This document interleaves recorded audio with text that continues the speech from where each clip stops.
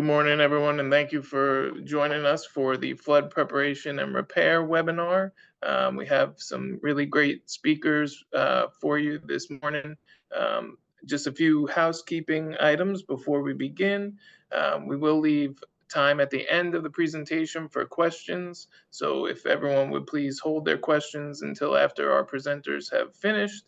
And then feel free to drop any questions you have into the chat. And I'll read them aloud, or if you'd like, you can raise your hand.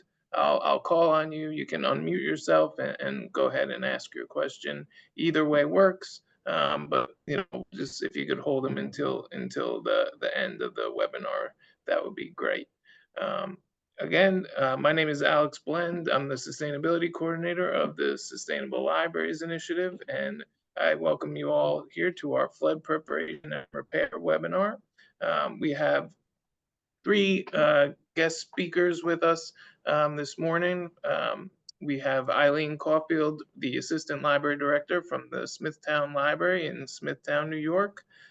Also joining us from Montpelier, Vermont, we have Carolyn Picazio, Director of Library Services of the Kellogg-Hubbard Library, and Executive Director Dan Groberg, also of the Kellogg-Hubbard Library, to talk about their experiences with flood preparation and going through all of that.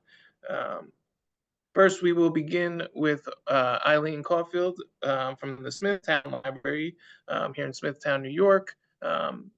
On August 19th, there was a big storm that occurred during the early morning hours here on Long Island, causing torrential flooding of one of Smithtown's buildings, and they suffered catastrophic damage to the lower level.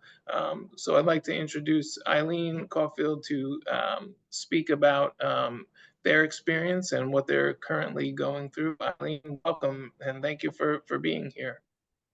Hi, thank you, Alex, and thank you everybody for joining us this morning. I will say that this is a very recent event for us. We are still deep in figuring out where we're going next, but I would like to share our experience. So I'm Eileen Caulfield. I am the Assistant Director of the Smithtown Library located in Long Island, New York. Today I'll be sharing our experience with an unprecedented flash flood that occurred at the Smithtown Library. There was a severe rainstorm from Sunday, August 18th to Monday, August 19th, 2024. During this storm, 10 inches of rain fell within 3 hours, devastating parts of the North Shore of Long Island. We were able to capture the footage of what happened in the interior of the building, showing what transpired that night. Before you see the video, I would like to let everyone know that we have never experienced any flooding previously in this building.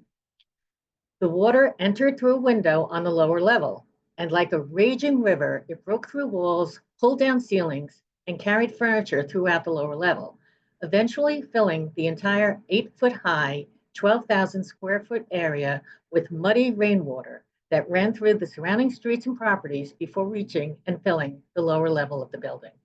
I would like to take this opportunity to share the video that was captured that night.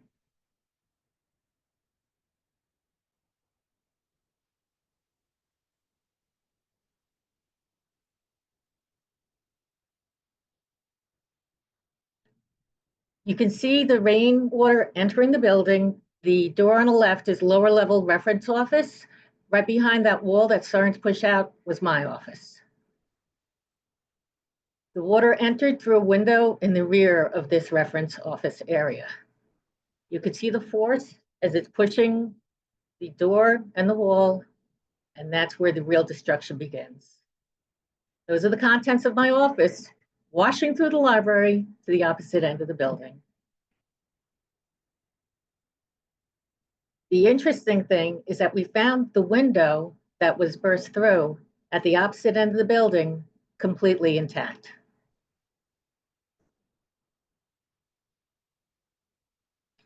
This is the lower level, the middle area of the lower level. That's our media area. Over to the left, you see our Learn Lab makerspace.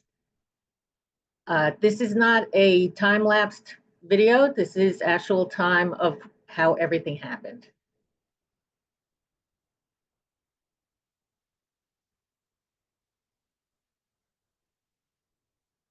it's still difficult for me to watch this.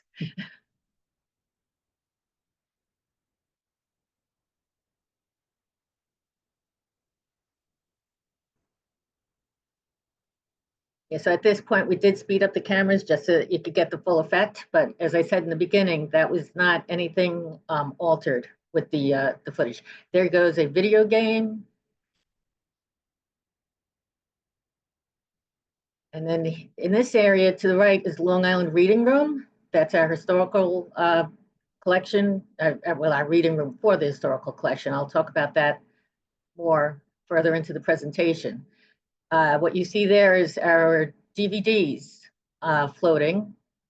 When we were finally able to access the lower level, we found rectangles left on the ceiling, which we realized were actual DVDs that floated up to the top of the water, stuck to the ceiling, and then when we pumped out the water, they eventually dropped.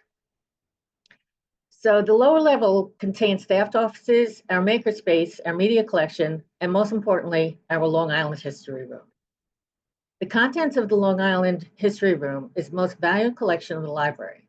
The collection includes approximately 9,000 books, 750 maps, and numerous boxes of historical documents, including a document that was signed by Thomas Jefferson and the original deed for the town of Smithtown. These materials were stored in a sealed, climate-controlled vault that included a dedicated HVAC system, as well as sensors for heat, humidity, and water. Unfortunately, the force of the water broke through a small segment of a wall and did seep into the vault. Since the water entered gradually, the collection was spared the violent force that the rest of the lower level had faced. Fortunately, we were in the process of digitizing the Long Island Room collection, and some of these materials are accessible on our website. We were contacted by our alarm company during the overnight hours, but due to alerts concerning hazardous road conditions, we waited until early Monday morning to assess the situation. Upon arrival at the building, we were amazed, to say the least, to see the amount of water that had entered the building, and we were unable to reach the lower level. We immediately contacted our insurance agent, who arranged for service from a restoration company. Our local fire department was also on site and helped to begin the process of pumping out the building, eventually being assisted by others, including a company that specializes in sewage and pipeline management. The water that was removed from the building totaled approximately 600,000 gallons. Just to put that into perspective, the average swimming pool holds 18 to 20,000 gallons of water. The entire contents of the lower level were removed, and it is now an empty cement-walled foundation. The contents of the Long Island Room were taken away in refrigerated tractor trailers to a location in Michigan that specialize in the necessary restoration of the items. The process is very interesting. After the materials are frozen for a period of time, in order to completely dry them, they are treated with gamma rays to destroy any bacteria. The company is confident that a large part of the collection will be salvaged. We are currently working on emergency restoration work. All of our mechanical controls were destroyed, including electrical service, HVAC system, the elevator, sprinkler system, the IT system for the building, and much more. We currently have a temporary heat and very limited electrical service in order to protect the building. We are concerned about pipes freezing, as well as materials being damaged by temperature and humidity. Fortunately, we are a 4-building library district, so our staff, programs, and special services have been moved to the other 3 buildings that remain open while we are working on restoring the Smithtown building. We are 3 months into the restoration process at this time, and we are hopeful that we will be able to open the main level and the mezzanine in the spring after replacing the electrical panels and installing a new boiler, new heater, and new chiller. We are working on future flood mitigation efforts, including regrading the property, including landscaping with native plants, and using low-impact methods for water management to prevent future flooding. installing additional dry wells, both passive and active, upgrading our current pumping system to include high-capacity pumps, and installing an emergency generator. We will also be relocating our Long Island History Room to a spot that is not on the lower level. We will be incorporating sustainability in designing and rebuilding the library with future resilience in mind. This includes using flood-resistant materials to help ensure that materials can withstand similar events. The redesign will keep in mind planning for more extreme weather patterns in the future, incorporating eco-friendly and resilient systems like rainwater harvesting and energy-efficient designs. We will also be using eco-friendly materials and energy sources during our recovery, reducing carbon footprints and promoting a greener future. Rebuilding, while having a focus on sustainability, will lead to a higher long-term savings due to lowering utility costs and using resources efficiently. We will incorporate sustainability in our recovery to ensure that we can continue to serve as a safe, reliable, and accessible community hub. A sustainable library not only minimizes future risks, but also plays a role in promoting environmental stewardship, educating the public, and fostering community resilience. Sustainability is about more than just rebuilding after a flood. It's about creating a space that can adapt to future challenges, supporting the well-being of the community, and protecting the environment for the future. By prioritizing sustainability as we proceed, during the restoration, we can transform an unfortunate event like a flood into an opportunity for long-term growth, resilience, and positive change in our community. By integrating resilience into our rebuilding efforts, we can reduce the risk of future damage and recover more quickly in the unlikely event of a future flood. We know that this will be a costly restoration. We have received monetary donations from people from our community as well as throughout the United States.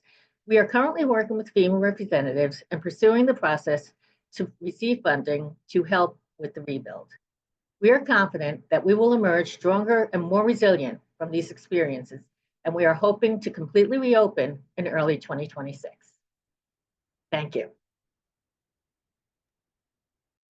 Thank you so much, Eileen. That was the first time that I've ever seen that video, and I can absolutely understand how it could be difficult for you to kind of see that, watch it. You know, being that that's your office, that's where your workplace. You know, you go every day. I mean, I'm kind of speechless, to be honest with you, just hearing the facts of what occurred. And I mean, thank you for sharing that. We do have some questions, but we'll hold off until the end. But you know, thank you again. I'm going to go ahead and introduce again our next speakers from the Kellogg-Hubbard Library in Montpelier, Vermont. So we have Carolyn Picazio, Director of Library Services, and Dan Groberg, the Executive Director. Their flooding occurred July of 2023. Thank you, Dan and Carolyn, for joining us and for sharing your story. Welcome. Thanks so much for having us. Let me just pull up our presentation here. And I want to say that our experience listening to Eileen, it sounds very similar to what we experienced at the Kellogg-Hubbard Library. While Dan brings up our presentation here, so we have our library. We serve.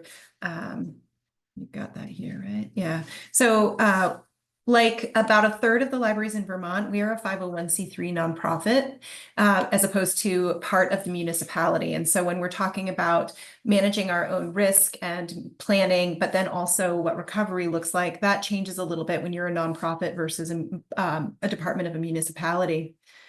We serve 6 communities. Our total population served is about 18,000 people. We do only have a single location, so we're operating on a smaller scale than Smithtown. Our building is about 18,000 square feet. So the space in our library that filled with water, the 8 feet to the top of our lowest level, that was really exactly what we experienced. We also had a broken window where that's how the water poured into that space, as far as we know. We had some warning before our flood, so that we had turned off our electrical system. So we don't have the video of it happening. As painful as that is to watch, I wish we did, because it would have been informative to recovery to see exactly how the damage occurred. We are at the confluence of 2 rivers in Montpelier, and so we have a history of some flooding events, but have not been impacted in the way that we were impacted in July of 2023 since 1992, and before that 1927. So we do have prior events, but there has been historically a long period of time in between. So I'll just share a little snippet of this video that shows the devastation throughout Montpelier, state capital in Vermont here. The library is off to the right of this video, not actually in the video, but you can just see basically the distinction between river and town has sort of disappeared. Pretty heartbreaking, and I think the impact across the community and across central Vermont was something that was really just an added layer of stress and emotion to the whole proceedings. We were lucky that our librarians' homes were not impacted. All of us live just kind of remarkably on higher ground. So it did make it more, it made us more able to focus on recovery for the library and recovery for the downtown community than if we had also been dealing with a two fronts of having to deal with our own homes as well. So this is the day after the flood. We similarly were not able to access the building as the flooding was occurring, and in fact, we're not able to make it to the building until the following afternoon. Yeah. So the flooding sort of took place basically midday overnight, and then we weren't able to access it until that afternoon or evening of the following day. The thing that you can't picture or that you can't experience in that photograph that we just shared is the smell of natural gas and fuel oil that was permeated the downtown of Montpelier, and every fire alarm in town was going off. So it was this kind of post-apocalyptic backdrop of of smells and sounds that were also happening at the same time that we were coming in and seeing the catastrophic damage to our building. So this is the 11th, so that's sort of the second day, and this is our facilities coordinator opening the side entrance to the building. We couldn't even get to the front entrance still, and you can see and hear the water just pouring out. Thankfully, as Carolyn described, our first floor is up actually above the design flood elevation. And it was, so our collection was not impacted, although we were certainly concerned with no electricity and no climate control about our collection on the first floor. But the damage was limited to the basement. And here is a video. You can hear the fire alarm going off of our facilities coordinator. This is now on the Wednesday, actually. Yeah, this is 2 or 3 days in after most of the pumping had occurred. We had to wade through the debris and open doors to allow the pumps to be able to pump the water out more efficiently and get to all of the spaces in the basement. You can see the ceilings caved in. So the books you're seeing, we had a fundraising book sale, which was a significant source of fundraising revenue for us, about $30,000 a year. All those books completely waterlogged. Doors blown out. Similar to what we saw from Eileen. So we don't have time to go through all of these, but just some of the things we were thinking about: assessing the damage, communication being so key, constantly and to this day, hazard mitigation and cleanup. And we did not have anything in place, and our insurance company did not provide a recommendation. I wish they had. So figuring out on our own, how are we going to get a dumpster? How are we going to get someone to pump out the building? The fire department or the city did not come to our rescue. So we were on our own figuring this out from our homes, not as it was happening, not knowing what was facing us when we were able to get in. And there was a shortage of supplies. So because so many different buildings were impacted, getting the pumps in place to actually finding pumps. We had people who were going, once one building was pumped out, like pumps would be brought to the next building and then the next building. And our building guy, Jason, who you saw in that video opening the side door, he was also the steward or the sexton of a couple of the churches downtown, and he personally stayed up all night long filling pumps with gas to keep them going. But even getting fuel when all of the gas stations were flooded out, we had to go pretty far afield, just over damaged roads, to really try to find supplies to even get recovery started. Then thinking about fundraising, and immediately, and the lesson, right? Maybe really well. It's not day one, but I think it's day two. Yeah. Really, is starting to think about that. And I've actually seen some organizations try many months later to fundraise, and once that immediate crisis is over, there's just not the same community response. So really thinking about that as early as possible, and then we'll talk about navigating federal assistance. So we lost in the basement. Our book sale inventory was about 10,000 books or so, all of the shelving, but also really more importantly, our elevator controls and the cab of our elevator that was down in the basement on the lowest level. We lost our electrical feed and breaker boxes, our security system, our fire emergency system, our heat and hot water. We had 2 oil tanks down there, also from a legacy heating system that had not been fully removed. We had a meeting room down there, and the meeting room furniture and IT, and a lot of our network infrastructure. We had about half of our network infrastructure in the basement and about half on our elevated first floor. Not on here also were building controls similar to Eileen, and then our air handler system as well. So basically everything related to running the building. Right. Here's a shot through the window that broke, looking into the electrical room. So you can see that's the main 600 amp electrical feed. All our 2 main panels, all our network and phone infrastructure was in this room as well. And the water actually reached basically just below that light fixture at its high point. Here's a shot. This was the Saturday, so like 5 days later, we were able to have volunteers in the building come and remove all of the material from the basement after it had been pumped out. But just find that even though this was not our collection, it's still obviously a painful image to see this huge pile of damaged books, and they were heavy, So heavy. and was so wet and smelly and oil. You could fit like 4 in a bin before it became too heavy. So it was hours in the hot, humid summer day doing this. We had 160 volunteers show up, which is pretty remarkable.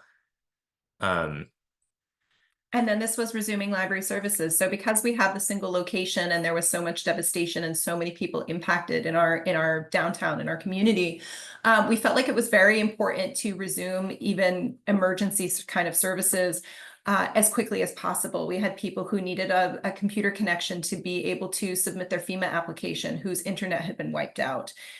We had patrons who were homebound, who couldn't get out of their houses. And we had we were in full swing of our summer reading program.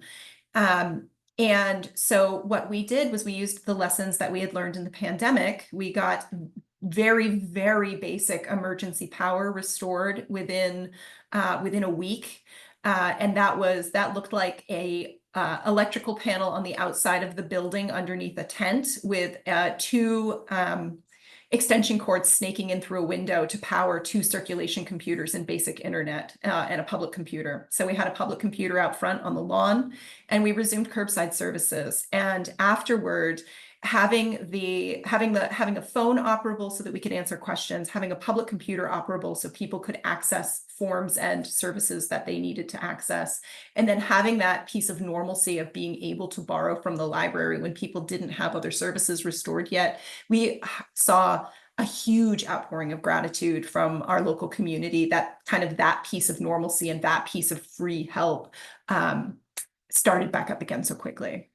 And then we were able to, I don't think this speaks to this, we were able to reopen the building about 3 months after the flood, using a temporary electrical service, which is still in place to this day. We're looking at it, you can't see it. We have like borrowed a shed basically and have our electrical service on the outside of the building still, but running our full electrical within the building. And we were able to restore our fire alarm system and our sprinkler system, so that we were able to reopen the building after 3 months. The basement remains closed, and I'll talk a little later about how the work is ongoing. So this is not a quick process by any means. So even now, about 1.5 years in, we're on provisional heat. So we were able to get some hot water circulating through our radiators again, but our building controls are still not operable. So it's kind of a either all on or all off situation. And so the heat management and regulation in our building is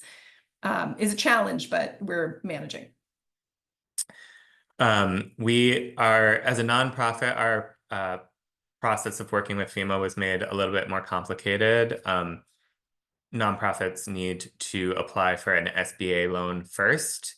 And we actually got lucky that we were rejected for our SBA loan because FEMA is basically the last resort. So if we had been approved for a loan, we would have needed to take a loan, and we would have had all of that loan debt to bear for, even though it was a low interest loan for 30-year loan to deal with. So our SBA loan was actually rejected because they estimated that our damage was less than our small flood insurance policy, our $400,000 flood insurance policy would pay.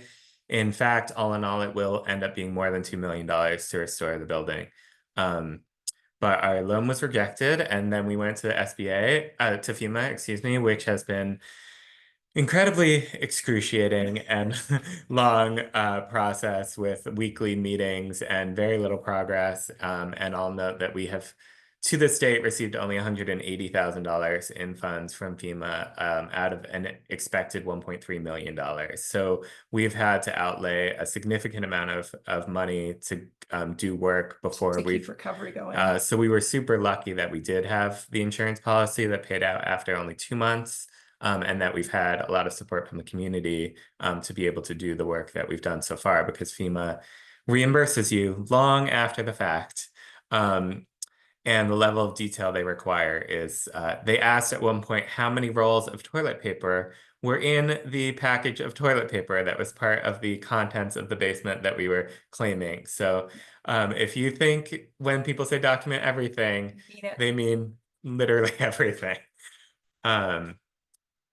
So we also are using this as an opportunity for future preparedness. So we have talked about writing a more generalized COOP plan. So you want to make sure that you have a plan for continuity of operations if you lose power, or if you have any sort of these weather-related emergencies or other emergencies,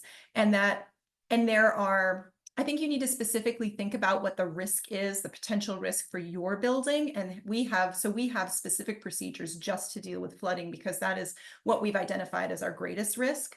But I think that you can take that planning to kind of a higher altitude of language and write a COOP plan that includes things like, if you close, what does communications look like? Who do you communicate with? How often? What are your general resources for your insurance or for building management? Really think about what your unique situation is, and then think about those pieces that in any emergency or in most emergencies are going to apply. You're always going to have to communicate. You're always going to have to pay for damage. You're always going to have to reach out to your insurance agency. So some of those pieces of information you can have in a general plan. And even if you can keep that general plan evergreen by referencing, like, check the building maintenance list for our current vendors and contractors. So you don't have to cut and paste and replicate some of this planning work over and over and over again. You can think about ways to make it so that it is really concise and useful document that then refers to other places. So you're only updating information once.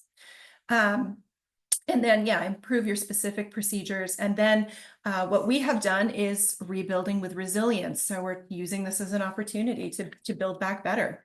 So we're very grateful that our city building code has a really strong language about being in a river hazard area and rebuilding with flood resiliency in mind. Because of that building code, FEMA is required to pay for that work. If not for that code, we would have to seek approval and funding through a separate office of FEMA, the mitigation office, for any of the things that we wanted to do. Or rebuild in place. And putting our heating back in the basement, or putting our elevator back down there was clearly a very bad idea, because this will happen again. So we have been moving basically our plan is to move basically all the systems up out of the basement, some in the attic, some on our first floor, like reconfiguring spaces. And the one system, which is our heating pumps, because we have a very complicated heating system, and rather than replumb the entire building, we are flood proofing, like turning one room into a submarine room, essentially. It's going to be the reverse swimming pool. Using impermeable materials, including a lot of glass in the basement, so that we can basically wipe it off and go. Updating our emergency procedures and building our knowledge base so that we know when a future event is happening, what it actually means for us and what level of preparation is required. Flexible work situations, we had an on-site server, we had copper phone lines, so rebuilding with new systems that enable remote work more easily. And again, that's great for continuity of operations. If you need to get going again really quickly and your staff have a cloud server, and they have phone systems a VoIP phone system that can bounce to their laptops, and they have laptops to bring home, then you can get some level of service going much, much more quickly than if you have to wait for a full restore of your building. And then ensuring that we're properly insured. So one of the things we learned, we thought our $400,000 flood policy was going to be sufficient, and it very much was not. So thinking about how that applies to the rest of the building and our other coverages, and getting an independent appraisal for the building instead of just going off of the insurance's estimate of costs. Our goal with all this work is we understand that a flood will happen again, and that we can't avoid it. We also can't avoid using the basement space just because we have space limitations for our building and our services.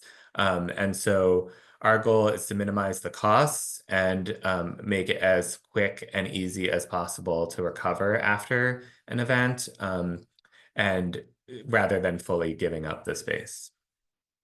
And then some silver linings. So we talked about VoIP and the cloud server.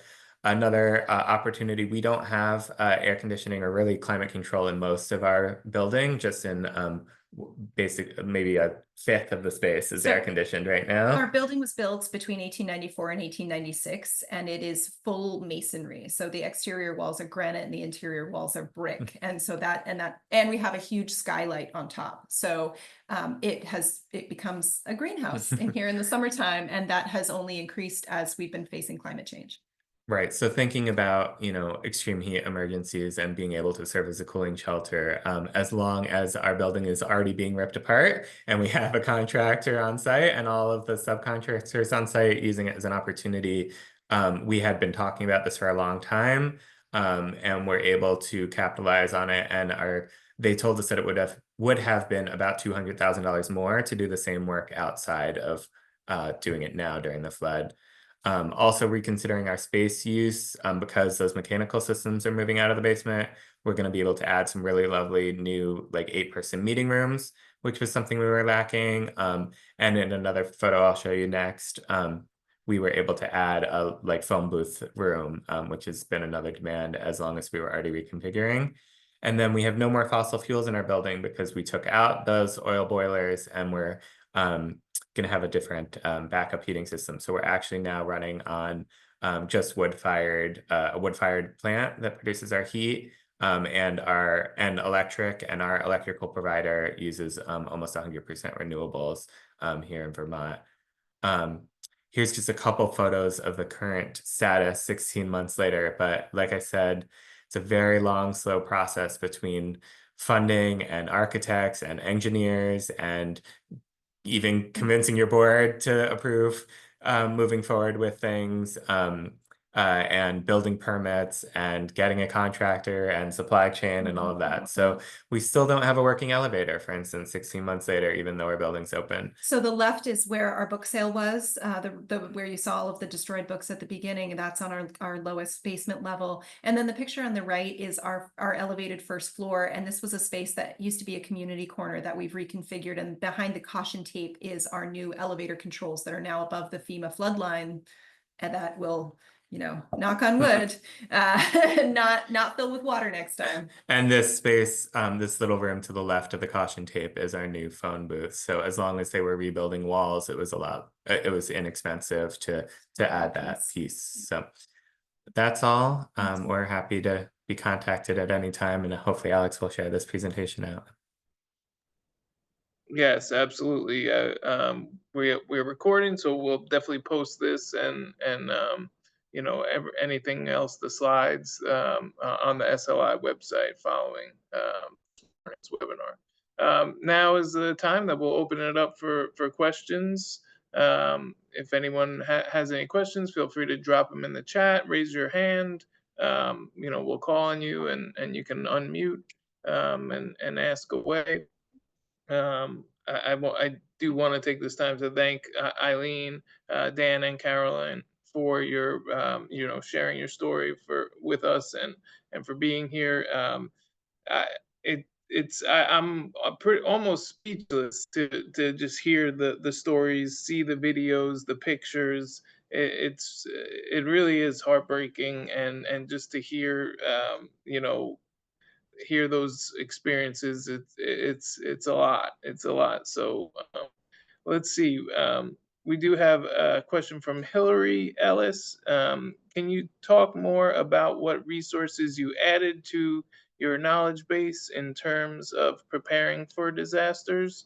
I don't know. I will open it up to all three of our speakers if you want to go ahead. Sure. I'm happy to speak to that first. So one is just being much more specific in our emergency procedures about understanding where the river, what they're expected to, how high the river is expected to rise versus what the actual practical implication of that means. So thinking about the language that we were hearing at the beginning of that event was the river is going to crest to 17.5 feet. It's going to crest to 19.8 feet. And then realizing, well, what does that actually mean here? So we didn't kind of have a reference point. We needed a glossary. Some of it is we now have a relationship with a disaster recovery company. We are on their list of first response list. They have come and reviewed the facility and have made a sort of attack plan for a future event. And then we have like their cell phone numbers, and they will respond to us first and sort of know what they're getting into ahead of time because they're prepared. So that's a big piece because we didn't have that in place before. We have certainly been talking to other libraries, and there's a Vermont arts and cultural disaster recovery network that has provided a lot of great tools that we've added into our COOP plan. So we have, while still not finalized, a completely rebuilt COOP plan and much more specific emergency plans. There was a question for Eileen earlier. You mentioned the company in Michigan that you're using that took the refrigerated tractor trailer with your historical collection. Can you share the name of that company? Sure. The company's name is Prism. We got in touch with them through our restoration company, who had they did some work at the towers, the World Trade Center, when they had to recover documents from there. They had previously dealt with Prism, and they highly recommended them. We felt like we would be in good hands after researching the company, having some conversations, and they were very quick to respond. You know, during this kind of an event, I think time with these historical documents is of the essence. Our Long Island Room librarians, as well as additional staff, were quick to move to remove the documents along with our restoration company, bring them up to the upper level, start patting them to dry them, doing their best to preserve what they could in the immediate time following the flood. Then within a very short amount of time, they were packed in bins and shipped to Michigan.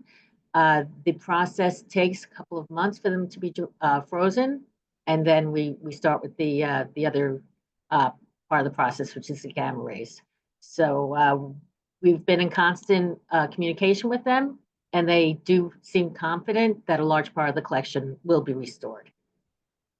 Thank you. And we put the web address for Prism in the chat there if anybody's interested. We have another question from Claudia Depkin. How have you helped yourselves and your teams deal with the emotional trauma of these events? Eileen, do you want to go first? Sure. I mean, here at Smithtown, we have our EAP resource, which is tremendous. So for anybody that sought counseling or any sort of assistance during this experience, that was certainly available. In addition to that, I think it was just a lot of camaraderie and a lot of, people were uprooted and relocated to different buildings. Many, like myself, had none of their no of their belongings went with them, so they had to have a fresh start. The Smithtown Library, fortunately, is a very supportive place, and we're all helping each other get through it. Yeah, I really appreciate this question. I agree that our team certainly was brought together by this. I didn't share it. This was actually, the flood took place on my 12th day working here. So I was brand new to the organization. I had been on the board previously, but I was new in my role. And so I certainly think it brought us together. I'll also say that I think this is something that we haven't done as well as we probably should have. And I think we sort of just put our heads down and got to work, but really never processed it particularly. I think the whole community did a lot of coming together and trying to process, but we don't have an EAP. And I think it's probably something that we could have and should have focused on more. So something our staff does really well is check in with each other. So how are you? What do you need? Do you need, if you need to go home, just having the permission to step away. So we do have a really supportive work environment, but some of those might more formal supports, because we're so small, we just don't have. So I know Dan and Carolyn, you kind of touched on this already, and I can imagine, being that your whole town was affected with the flood, judging by those pictures. I guess my question is, how has the communities, of each of your libraries, reacted to this? Or I know Dan and Carolyn, you mentioned, volunteers showing up to help. I guess I'm just curious, what has the community response been following these, disasters? Yeah. Well, first of all, I'll say that I think nobody appreciates the library quite as much as that it really showed our value to the community and what we provide. So I'll say that there was really an outpouring of support because it highlighted so clearly what our value is, and not having people talking about how they burst into tears when they were able to walk into the building again for the first time after 3 months. That kind of emotional response. There's been a lot of, I'd say, both informal and more formal ways of recovering. We have a really strong local, downtown and business organization that organized a lot of meetings and tried to organize a lot of the Organize all of response, the volunteer including the volunteer response. response, Yeah. and getting supplies. And then we had, there were organizations and people that organized to make meals for volunteers and for the disaster recovery staff, because there was a huge influx of that as well. Well, and there were town hall meetings for people to have the opportunity to talk about their experience and their ideas for recovery. And then that developed into a commission for recovery and resilience that's ongoing, trying to do some planning of how does the community as a whole build back better. Right. So they're looking at things like having a better local, like town-wide emergency response plan. They're looking at floodplain restoration things, and sort of those bigger scale projects. They're looking at policy, and they've actually been able to hire a full-time director. So they're here for, the long game. And there was a lot of local fundraising to help businesses get back on their feet, although that was a struggle for a lot of folks.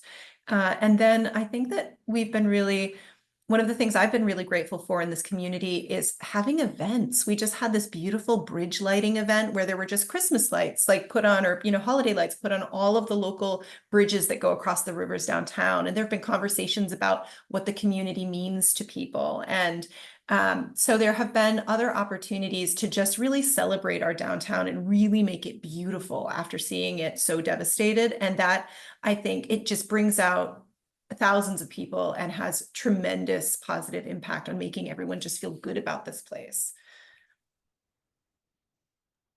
That's great. Go So ahead. Yeah.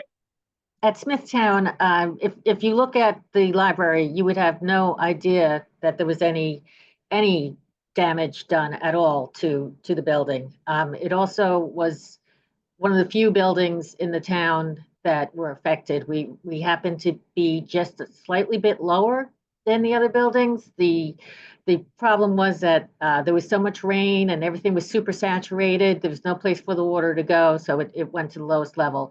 As I said earlier, we had never had any experience with flooding. What I will say is our community has come out to support us in droves, both monetarily, and we had a fundraiser the other evening of a local entertainer who we did, raffle baskets and listened to him sing, and it was just another, very much similar to Montpelier when you see the community coming together. Our local politicians, our local fire department, I can't say enough for the support that they've given us. So as Dan said, the other thing is that people don't realize how much their library means to them until they don't have their library. And while the people in Smithtown are fortunate that they can go to the other three buildings, they want to be coming back to Smithtown as well. So we're looking forward to that day. Absolutely. And that's a great, both libraries, talking about having those kind of uplifting community events, really kind of, I'm sure, gets everyone's kind of spirits up and brings that sense of togetherness. And everyone made a great point of talking about how important libraries are, and this being essential resources to our communities, offering vital support, especially in, times of emergency and after disaster, being, information providers, safe place for vulnerable community members, being community centers, cooling centers in the summer, warm spaces in the winter, and providing social support for our patrons as well. So it's unfortunate that maybe sometimes those get overlooked, but it's nice to see and hear about the community members and everybody coming out and really backing the libraries at your time when you really need them. Is there any other questions that anybody feel free to unmute and share, or if you want to drop a question in the chat.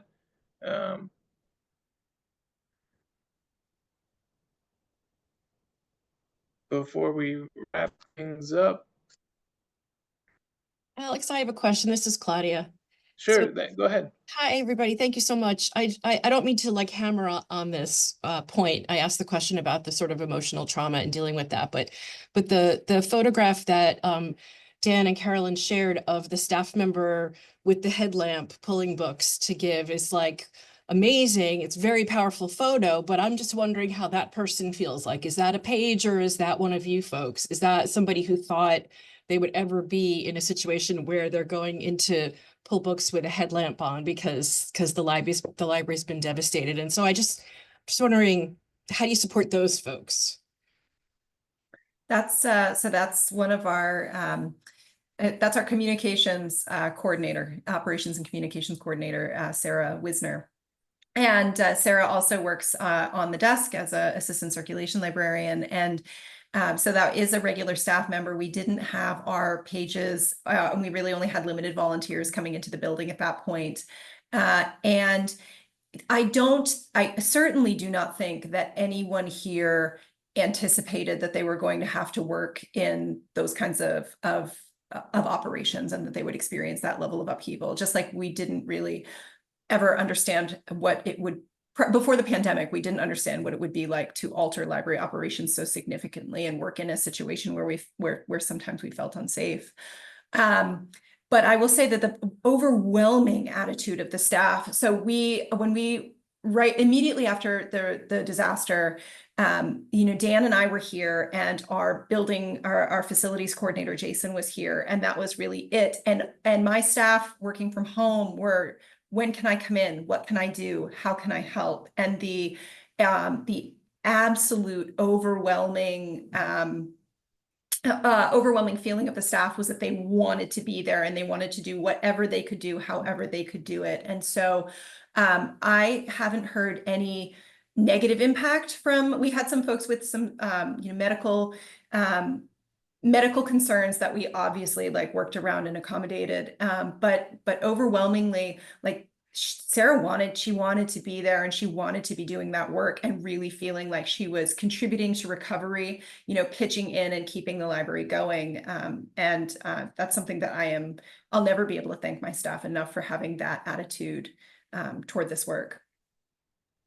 At the Smithtown building, we've had, once the building, we've been doing air testing daily. And once the building was cleared of the debris, we did put a call out for people to volunteer. So since we do have extra staff in the other buildings, or staff that have special projects they could be working on, that if anybody wanted to help us out at the Smithtown building, shelving materials, because we never closed the book drop. We're still getting returns. We're still processing returns. We're still shelving materials. We're still ordering materials, processing those. Things are constantly coming in. We're also weeding materials. So there's plenty of work to be done, although our doors are closed to the public at one building. And it's if anybody wants to help us out, they're more than welcome to. If they're hesitant for any reason, that's fine too. So that's the way we're handling this period of time. I'll also share that one of our programming librarians did decide to leave this spring after working here for several years, and it was basically like, I can't do this anymore. First there was a pandemic and I had to change everything, and then there was a flood and I had to change everything. Yeah, I don't know what normal is anymore. I still don't know what my job is like in the normal time, right? So I think just recognizing that what we're going through is hard and continues to be hard, and there's no easy solution necessarily. And yeah, you make a great point.